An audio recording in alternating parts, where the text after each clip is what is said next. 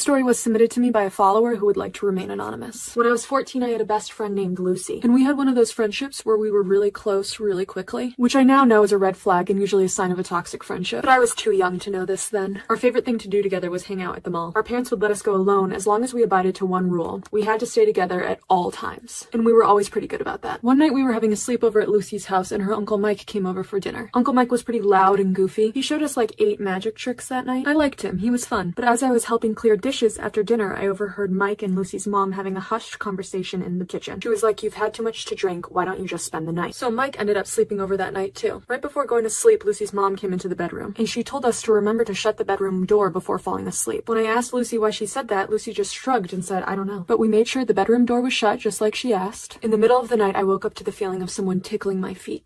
So I was having a sleepover at Lucy's house and I woke up in the middle of the night to someone or something tickling my feet. I scream and then I hear shuffling. Lucy wakes up and she's like, "What's wrong?" And I tell her that something was tickling my feet, but she doesn't believe me. I'm like, "Well, why is the door open? We shut it before we went to sleep." And she goes, "Relax. Sometimes it happens because there's a draft in the house." And I tell her that I think it was her uncle who was tickling my feet and she goes, "Oh, come on, you're hallucinating." And honestly, at the time I had a bad feeling about Lucy's reaction. It felt like she was gaslighting me and I had no idea why. A few weekends later, Lucy and I are chilling at the mall on a Saturday afternoon. My parents let us go to the mall together alone, but their one rule is that we have to stay together the whole time. They call it the buddy system. So that day, Lucy's acting weird. She keeps looking around nervously and checking her phone. She says she has to go to the bathroom, and I'm like, "Okay, I'll go with you," because we always go together even if the other person didn't have to pee. And Lucy's like, "No, I'll go alone. I'll be quick." And I'm like, "No, I'll just go with you." And she snaps really aggressively and she's like, "Just stay here." And then she spins around and sprints away from me. So Lucy's running away from me in the mall. I sprint after her. She's super fast. She rounds a corner and then I can't find her after that. I start crying. I have no idea why my best friend ran away from me. So I sit down on a bench in the mall. I'm still crying, really overwhelmed. Then I hear someone say my name. So I look up and it's Lucy's uncle, Uncle Mike. He asks what's wrong and I tell him. He's being super nice and comforting. And then he starts rubbing my back, which made me uncomfortable, but I don't say anything. Then he offers to give me a ride home. And I say, "No, I can just call my parents." And he goes, "Just let me give you a ride, come on." But the way he said it the second time gave me goosebumps. It was aggressive. Like he wasn't asking me, he was telling me. So I stand up and step away from him and say, "You're making me uncomfortable, I'm calling my parents." Mike glares at me and then he says, "No one likes a tease." And he walks away. I told my parents what happened and they immediately called Lucy's parents. Apparently, Uncle Mike had taken a liking to me and he found out that I was going to be at the mall that day with Lucy, and Mike paid her $100 to run away and leave me alone with him. He told Lucy that I liked him too and that she was being a good friend by giving us alone time. I never spoke to Lucy again after that. So there's this lighthouse that you can see from my house, and my mom used to tell me a story about a woman who used to live there. No one lives in it now, but there used to be this young woman in her 20s who lived there like 30 years ago. Apparently she came from a really broken home. Her mom and sister died in a horrible car crash and her dad was an abusive drug addict. So the harbor master let her live in the lighthouse and paid her a small salary for taking care of it. So she had been living there for a couple months, and that's when she noticed weird things starting to happen. Some of her belongings would occasionally go missing. Like one time she couldn't find her flashlight and she looked for it everywhere. And finally she found it under her bed, which was weird because she knew she had never put it there. But then weirder stuff started to happen.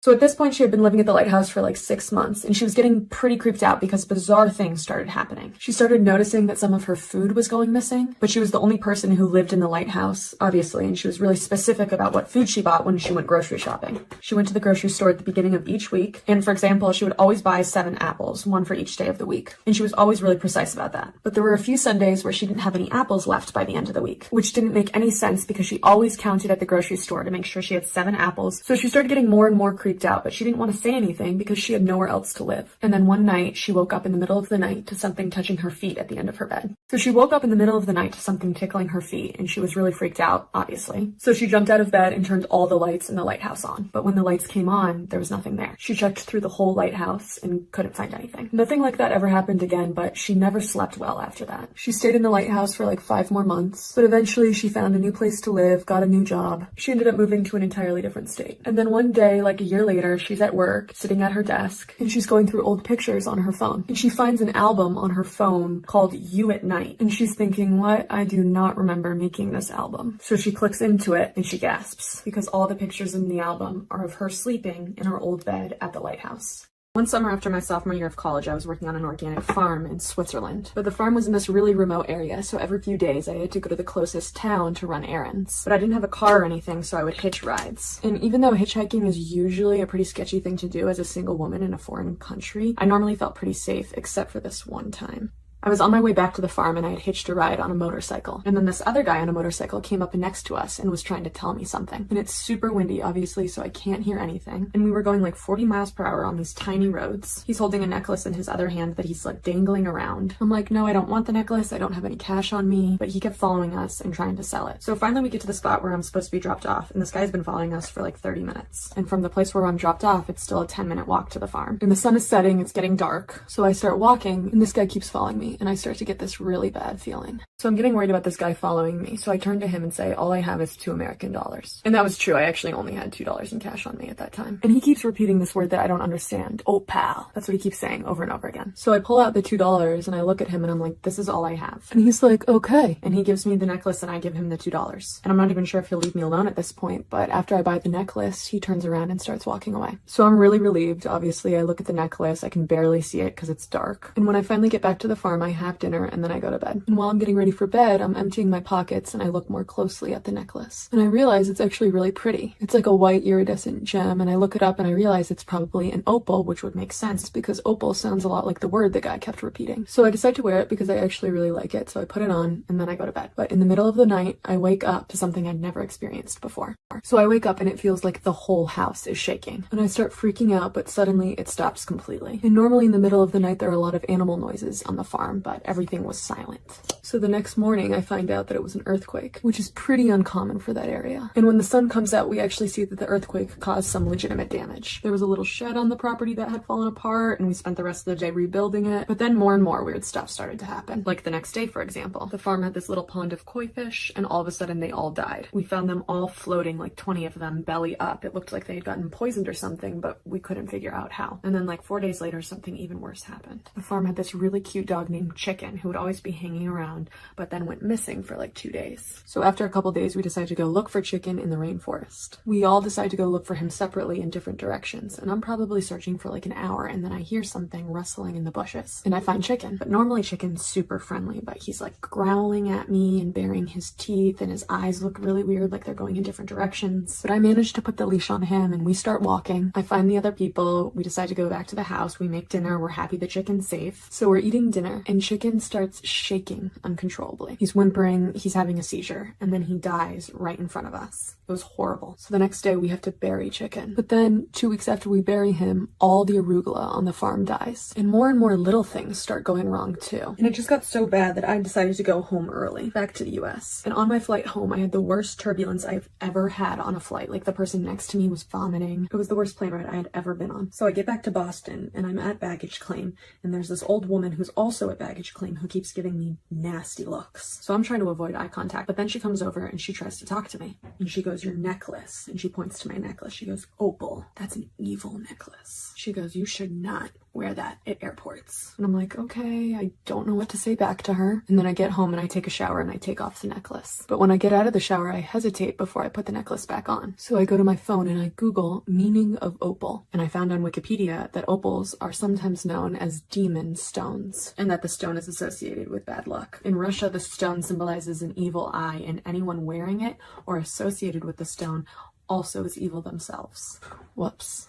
So now that opal necklace is somewhere in the Atlantic Ocean because that's where I threw it. I took a class in college called Women's Reproductive Health. I took it instead of a really fun sociology lecture that all my friends were taking called Demystifying the Hipster. That was the actual name of the class. I was like, why would I spend an entire semester trying to debunk the mystery of white men who do improv? Like, okay, they don't need to be lifted up. They're already boldly creating art with one-word suggestions from the audience. But I'm also a feminist. And I told my friends, I said, I'm not taking Demystifying the Hipster with you guys. Instead, I'm taking Women's Reproductive Health. Because women's studies does not get the academic attention it deserves, and I want to actively be a part of changing that. Also, at the time, I did in fact need a science credit, and it was the only class that fit into my schedule. One of the craziest things I learned in the class was about this study done in Argentina. I took a class in college called Women's Reproductive Health. One of the craziest things I learned in the class was about this study done in Argentina that revealed that the rate of C-sections performed by male doctors spikes in the hours before the Argentinian soccer team plays. Because natural births, as we know, can take like 20 hours. And C-sections are relatively very fast. You can just cut the mother open and boom, there's your baby. So a doctor can just perform the C-section, be done with the delivery, wash wash his hands, hurry over to the bar, and catch the game. The magic of medicine. And listen, I was a college athlete, I'm from Boston, and I do believe sports are incredibly fun and a deeply important part of our culture. I just think men have the tendency to take it a little too far. Like, for example, when Argentinian male doctors sedate and cut open pregnant women so they don't have to miss the game. But I don't know, maybe that's just me.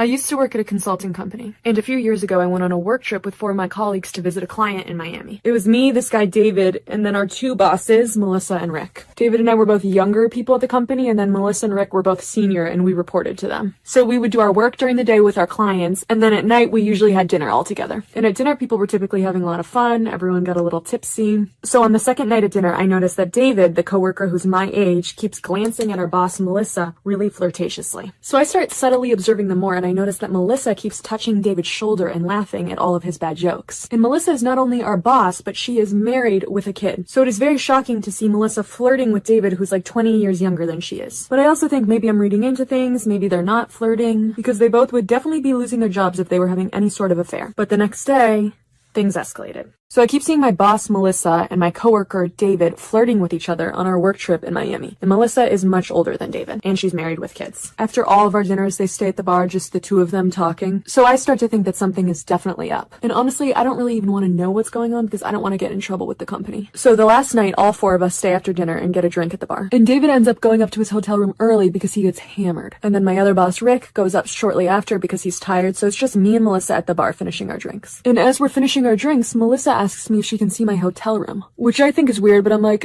sure. So we go up and it's pretty awkward. She looks around, she's like, oh, it looks just like mine, and then she leaves. 3 weeks later, we're all back in the office and I get a call from Melissa's husband. I've only met him briefly once before at a company party, and I can tell over the phone that he's upset, like his voice is shaking a bit. And he tells me that Melissa's been acting very strange and different ever since our trip to Miami. She's been saying things like she's rethinking everything, she's not sure if she's happy anymore, everything has changed, and he wants to know what happened in Miami. And I'm honest with him. I tell him, as far as I can tell, nothing happened, but Melissa and David did appear to be very close over the trip. So he says thank you and tells me not to tell Melissa that he called me. A week later, I get a text from Melissa asking me if I want to go camping. And I'm like, oh, with other colleagues on like a retreat? And she says, no, just the 2 of us. And I find this bizarre and uncomfortable, so I come up with an excuse for why I can't go camping. And then she's like, all right, we'll want to get drinks after work tonight. And Melissa's my direct boss, so of course I'm going to say yes to that. We meet for drinks, she orders water, and I get a glass of wine. And after a little bit of small talk, she announces that she's pregnant and that I'm the first person she's telling. And I'm like, oh wow, congrats. And then she says, but I'm about to leave my husband. And I start to get nervous, like she's gonna tell me that she's having an affair with David. And again, I really just don't want to know about any of it, but that's not what she tells me. She instead tells me that she has developed feelings for me over the past couple months. She says that ever since our work trip to Miami, she can't stop thinking about me and she thinks she's in love. I'm like, what about David? And she goes, what about David? I was only using him to get close to you. Story time about how my boyfriend was plotting to kill me. So this was around my senior year in high school. Me and my friend Jessica were out at this restaurant and we ran into this really cute dude. My friend Jessica was like, girl, you should go over there and talk to him. Now, I usually didn't do this, but for this one, I made an exception. So I went over and asked his name. He told me his name was Mike. He was so charming and we exchanged numbers instantly. Now, we only exchanged numbers after talking for about 10 minutes. Once I got cool vibes from him, it was a wrap.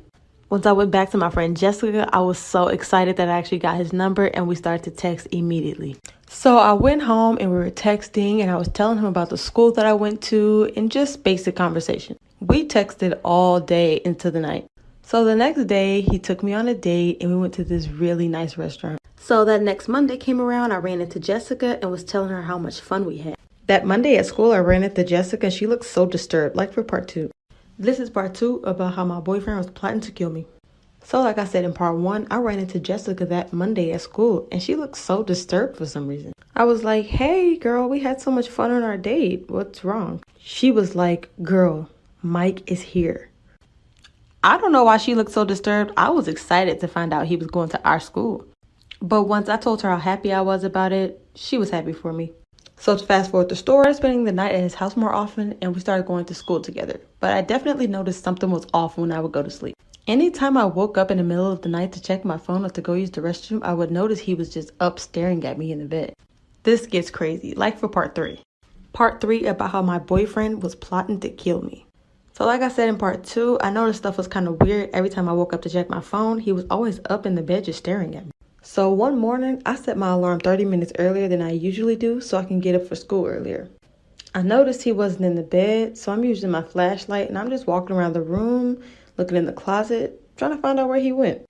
So I checked the restroom, he's not in there. I checked the bed, under it, the closet, he's not there either. So as I'm walking down the stairs, he's coming up the stairs. He had boots on, a leather jacket, sweats, and gloves. He was holding a knife and he had a big trash bag with him. I was like, Mike, what are you doing? He says, oh, I just didn't want to wake you up, but I was getting ready to take the trash out early. Him having a knife did not make sense to me, so I turned around and I took off running upstairs. He then screamed, let me explain, while he was trying to stab me. I jumped out of the window in the bathroom, then later, once I got home, I found out his name wasn't even Mike and he was a serial killer. Story time about how I found out my mom faked her death so she wouldn't have to be our parent anymore. So it was me and my brother Jeremy, and after I turned about 5, my mom started complaining that she was getting sick and couldn't go back to work. She was always bedridden and she was always having people make food for us, and she was just never really attentive like that.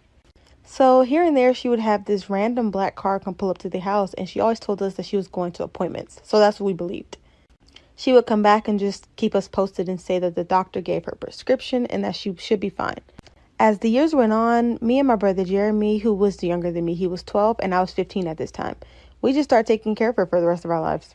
We barely had...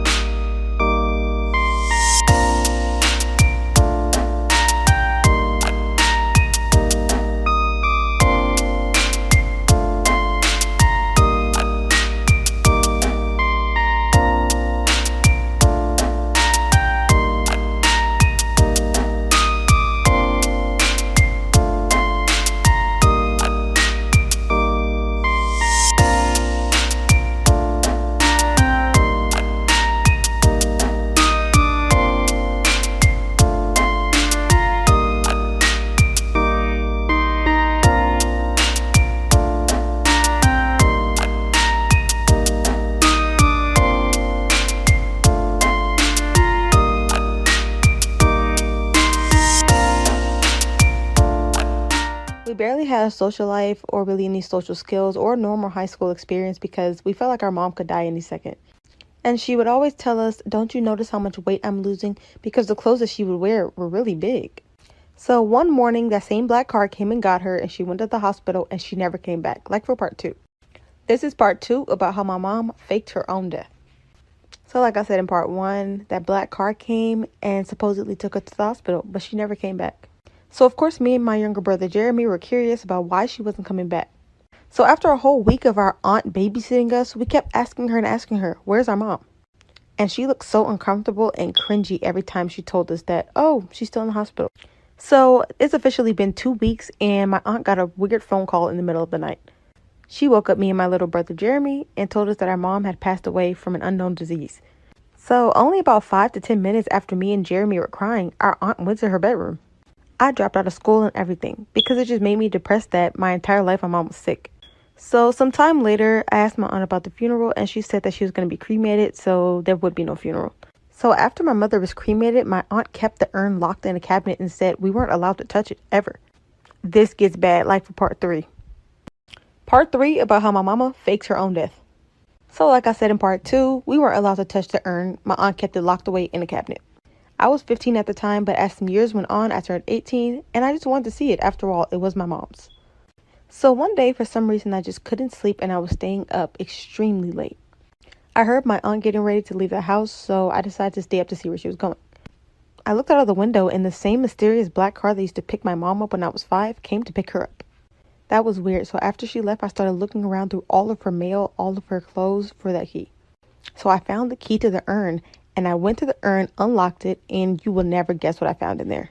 It was flour. It wasn't even ashes. She put flour in the urn. That's why we weren't allowed to touch it.